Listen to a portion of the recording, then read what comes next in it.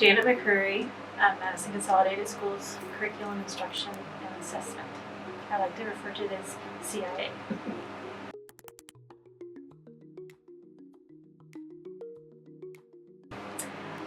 There's a lot of benefits that we have within the esports curriculum. I think the biggest one is how we are going to expand it from starting it at a 5 through 8 program and extend it on to the high school, and allowing us to provide all of the key components that students are going to need for graduation.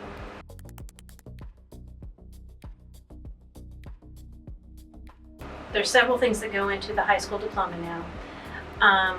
Esports is typically an extracurricular activity, and that can help several things academically. So we have academic eligibility, because to be involved in the esports program, we have a code of conduct that we've created for the 5 through 8 program that would extend on to the high school. So they have to maintain a certain GPA to participate. It also helps with attendance and engagement, because there's an attendance requirement, and it naturally helps students stay engaged because of the curriculum content itself. And then the coursework alignment. So we have adopted a curriculum through the game plan program, and that helps with extending to computer science, graphic design, multimedia, marketing, and business.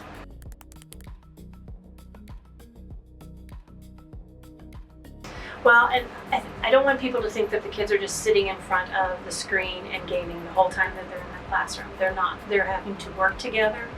They're having to collaborate together.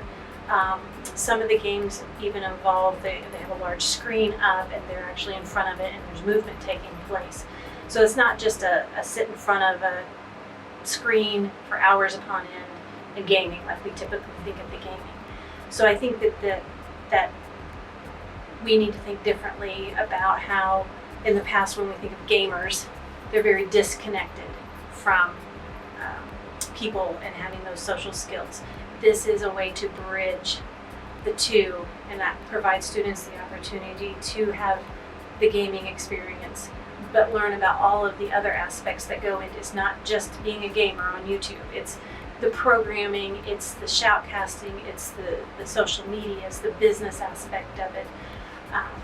It's really no different than if we think of a sports business management program. It's just an esports business.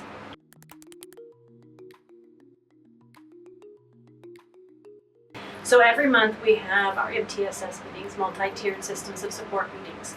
And during those conversations, at least once, probably more than that, 2 or 3 times during our meetings with different teachers throughout the day, it will come up.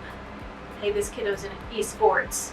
Have you noticed any difference in how they're doing? Is attendance getting better?